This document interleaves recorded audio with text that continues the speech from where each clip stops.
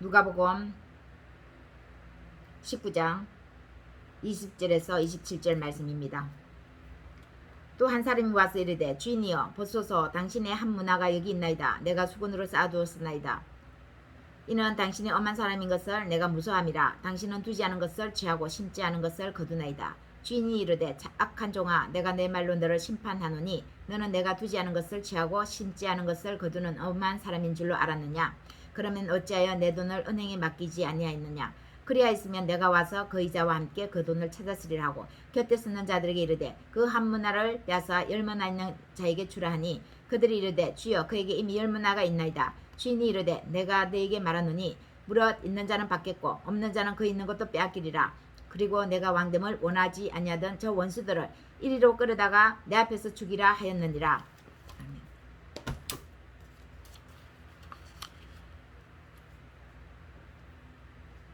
여러분, 세상을 손에 넣으려면 어떻게 해야 할까요? 세상을 손에 넣기 전에 내가 나를 손에 넣어야겠죠. 나를 통제하는 것부터 시작해야 합니다. 나를 통제하는 사람은 곧 세상을 손에 넣는 사람입니다.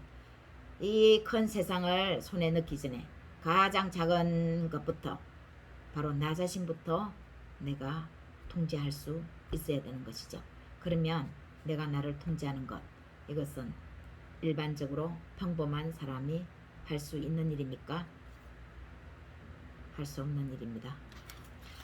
자기 자신이 혹시 틀렸을 수 있다고 자기 부정을 하지 않은 사람이 다른 사람의 의견을 경청할 때 어떤 현상이 일어납니까? 뻔한 얘기지만 경청은 하지만 자기식대로 듣고 자기식으로 해석하게 됩니다. 그러면 경청한 것일까요? 경청한 척한 것이죠. 그런데 이게 크게 무슨 문제가 되겠느냐 할 수 있겠죠. 내 식대로 듣고 내 식대로 해석해서 살아가는데 내가 남한테 해끼친 것도 아니고 도둑질한 것도 아니고 무슨 큰 문제가 되겠느냐. 그냥 이렇게 해서 인생을 살아가면 되겠지. 문제가 됩니다. 자신의 잘못 판단한 판단이 그 다른 사람이 아니라 그 자신을 멸망으로 가게 한 것이라면요.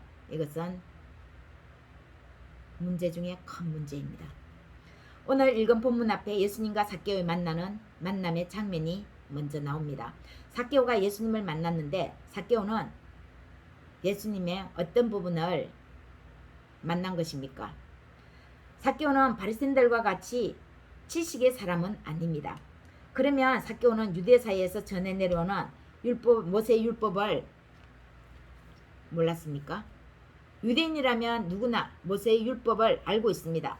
모세의 율법을 계속해서 지속적으로 따라가며 지키다 보면 어디에 다다르게 됩니까? 율법의 한계에 다다릅니다. 율법의 끝을 봅니다. 그 끝이 어디입니까? 율법이 더 이상 할 수 없는 것을 할 수 있게 하는 것이 예수 그리스도를 믿는 것이라는 것이 그 마지막 율법의 정점입니다. 율법의 끝에 이 예수 그리스도를 믿어야 하는 이 믿음을 알게 되는 것이죠. 삭개오가 만난 예수님은 사랑이신 예수님을 만난 것입니다. 율법에서는 발견하지 못했죠. 지식인들이 이 율법을 잘못 전해주고 가르쳤기 때문입니다. 하나님의 사랑, 하나님의 이웃 사랑을 이 율법도 나타내지만 지식인들이 이것을 제대로 자기들도 제대로 알지 못하고 또 가르쳐 줄 때도 이 사랑을 율법에서 나타내지 못한 것이죠. 요한복음 5장 46절에서 47절 모세를 믿었더라면 또 나를 믿었으리니 이는 그가 내게 대하여 기록하였습니다. 그러나 그의 글도 믿지 아니하거든 어찌 내 말을 믿겠느냐 하시니라. 모세의 율법은 결국은 하나님의 사랑을 나타낸 것인데 이들은 모세의 글을 제대로 몰랐다는 것입니다. 이 나타낸 글도 제대로 읽지 못하는데 이해를 못하는데 어떻게 구두로 지금 말씀하시는 예수님의 이 말을 믿을 수 있겠냐는 것입니다. 오늘 본문 말씀에서 한 달란트 이 받은 자의 이 말씀을 통해서 함께 은혜를 나누고자 합니다. 여기서 주인은 이 한 달란트를 맡긴 자를 호되게 야단치십니다. 악한 종아, 그러면서 내가 내 말로 너를 심판하노니 너는 내가 두지 않은 것을 거두는 엄한 사람인 줄로 알았느냐. 결국은 이 사람의 심판을 받는 것은 이 사람의 말이라는 것이죠. 이 사람이 자기가 한 말 때문에 자기가 지금 심판을 받는다는 것입니다. 한 달란트 맡겼는데 손해보지도 않고 그냥 가지고 있었는데 이렇게 악한 종아라고 할 필요까지 있었을까요? 그런데 이 사람이 누구인지를 보겠습니다. 13절 14절을 보면 그 종 열을 불러 은하 열문화를 주며 이르되 내가 돌아올 때까지 장사하라 하니라. 그런데 그 백성이 그를 미워하여 사자를 뒤로 보내어 이르되 우리는 이 사람이 우리의 왕됨을 원하지 아니하나이다 하였더라. 27절 그리고 내가 왕됨을 원하지 않던 저 원수들을 이리로 끌어다가 내 앞에서 죽이라 하였느니라. 결국은 이 사람의 생각이 이 사람을 죽이게 했다라는 것입니다. 바로 왕됨을 원하지 않던 사람 중 한 사람이라는 것입니다. 그래서 한 달란트 받고 그대로 보관을 잘한 이 사람은 결국은 자기 자신이 거짓말을 한 것이죠.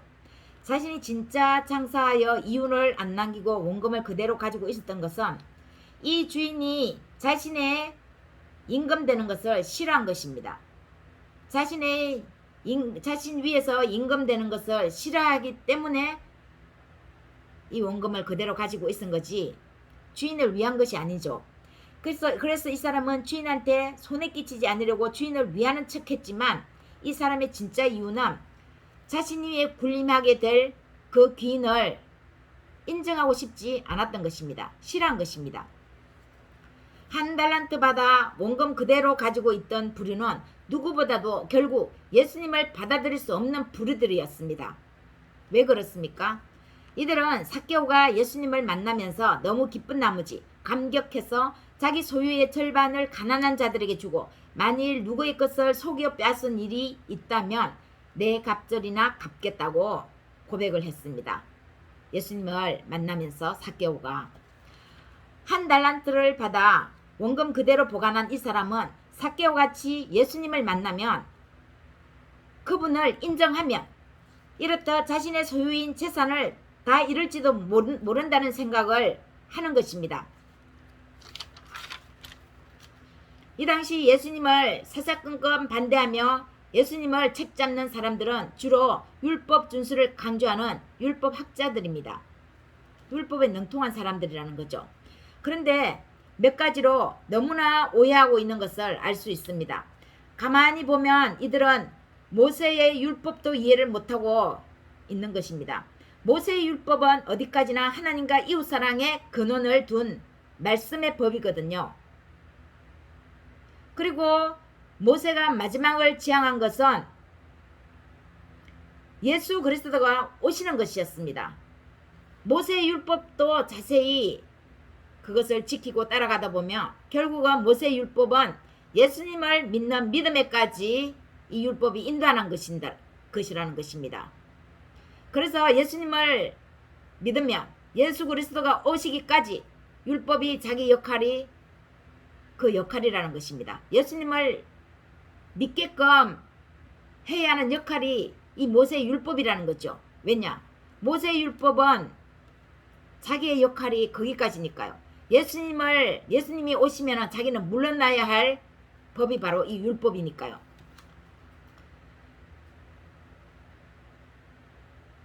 모세가 마지막을 지향한 것이 예수 그리스도가 오시는 것이었는데 이들은 모세의 법도 몰랐다는 것입니다. 이들은 죽음의 깊이도 모를 뿐 아니라 당연히 부활의 그 영광을 더더욱 모르는 것입니다. 모세의 율법을 알다 보면 결국은 읽고 지키고 지속적으로 그것을 실행해 나가다 보면 예수님의 이 깊이까지 인도함을 받을 수 있는데 이 사람들은 거기까지를 모르는 것이죠. 그리고 세 번째는 예수님을 만나 그런 고백을 한 삭개오를 향해 이 사람도 아브라함의 자손이라고 예수님은 인쳐주셨는데 아브라함의 자손임을 인침받는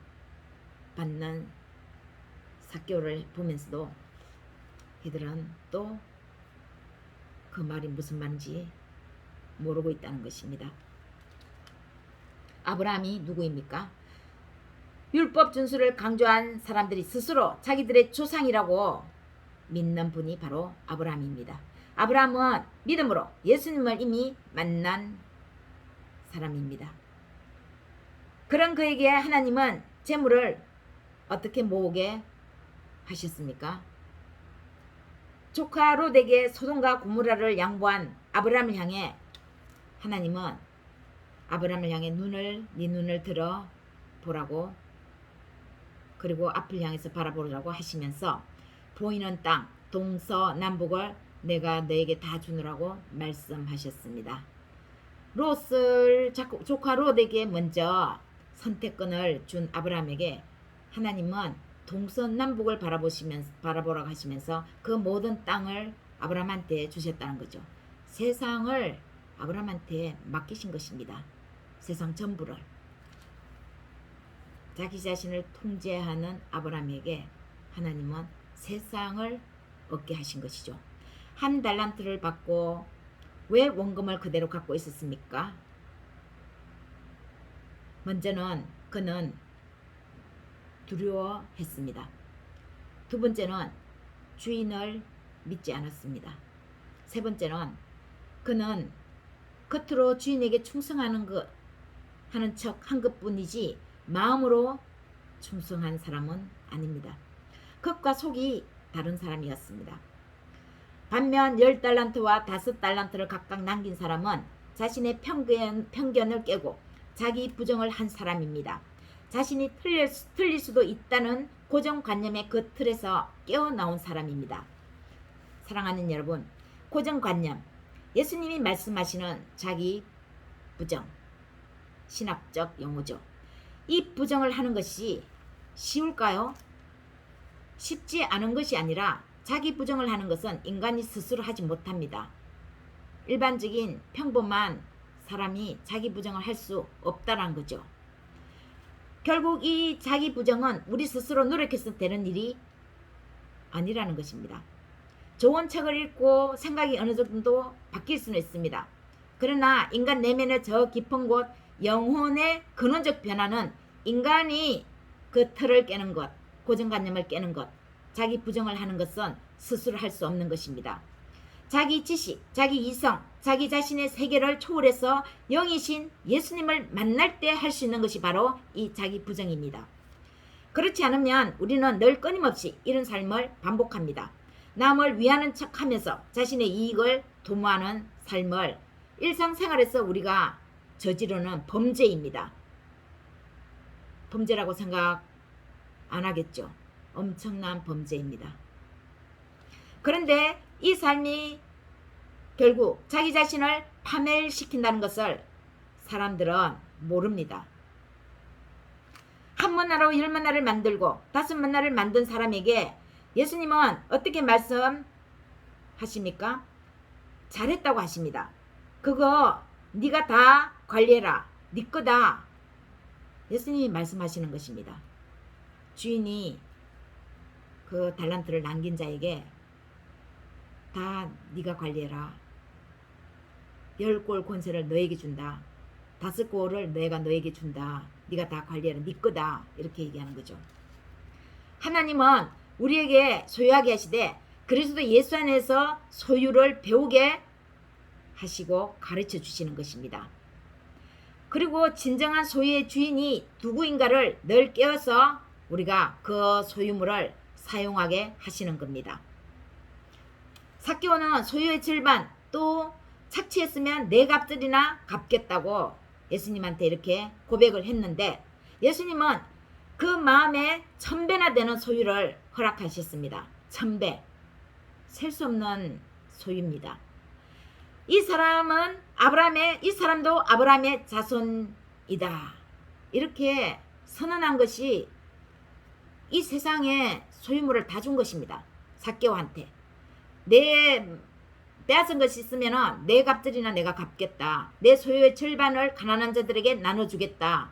이렇게 고백한 삭개오한테 하나님은 그 마음을 보시고 자기 부정, 자기 통제를 하는 이 삭개오를 보면서 세상 전부를 준 것입니다. 세상을 통제할 수 있는 그 능력을 준 것입니다. 세상을 관리할 수 있는 소유를 주신 것입니다.